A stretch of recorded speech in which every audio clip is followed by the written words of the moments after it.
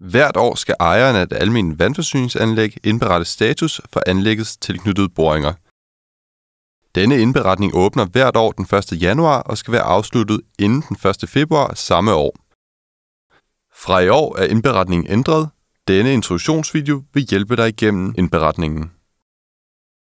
Det første du skal gøre er at åbne din webbrowser og gå ind på siden data.geus.dk/vandforsyning.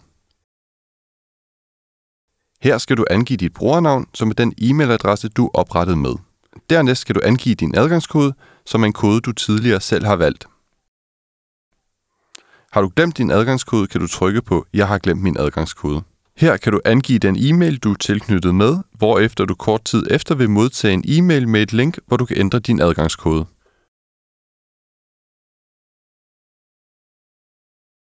Du er nu kommet ind på siden, hvor du skal foretage indberetningen. Til venstre ser du de vandforsyningsanlæg, som du er indberetter for, og til højre ser du de boringer, der er tilknyttet det pågældende anlæg.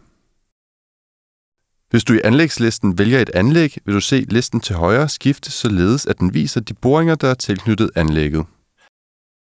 Du kan ligeledes trykke på disse ikoner for at se informationer om vandforsyningsanlægget og boringerne i Jupiter. For at indberette skal du først trykke på det anlæg, du vil indberette for. Dette gør du ved at trykke på "Vælg". Dernæst vil du på højre side af skærmen se de boringer, der er tilknyttet anlægget. Du ser her information om DGU-nummer og boringens anvendelse.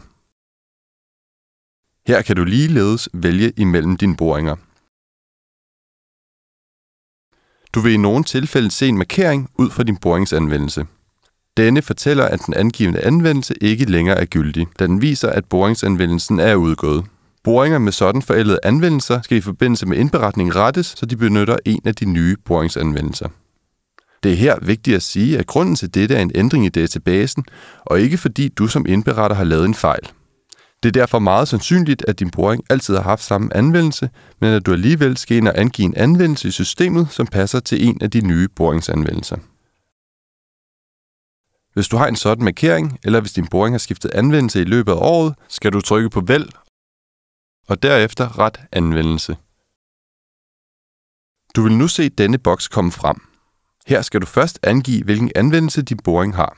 Hvis din boring ikke har ændret anvendelse i løbet af året, men at den tidligere har stået med en af de forældede koder, skal du blot vælge den anvendelse, der er den mest retvisende for den nuværende anvendelse.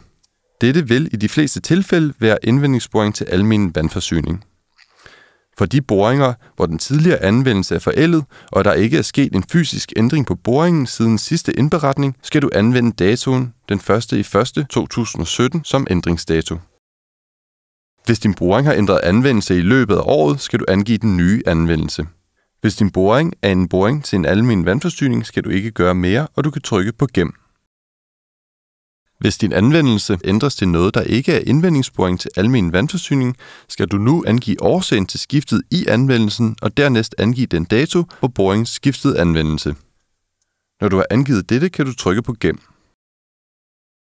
Dette skal du nu gentage for alle de boringer, der er tilknyttet vandforsyningsanlægget.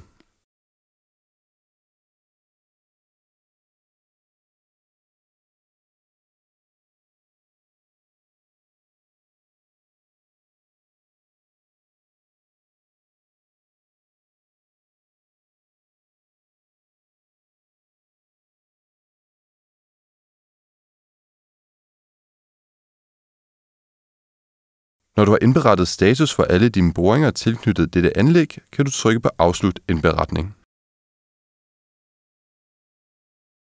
Du har nu afsluttet indberetningen for vandforsyningsanlægget, og du kan nu vælge det næste anlæg, hvis du er indberetter for mere end et anlæg. For disse skal du gentage processen. Du er nu færdig med indberetningen, og du kan enten lukke siden ned eller trykke på "Log ud" øverst i højre hjørne. Indberetningssiden har en række andre funktioner, som f.eks. at vise tidligere tilknyttede boringer og at tilføje boringer til anlæg. Disse gennemgås ikke her, og der henvises derfor til vejledningen, som du kan finde her. Vi sætter pris på din indberetning af boringsstatus og takker for din tid.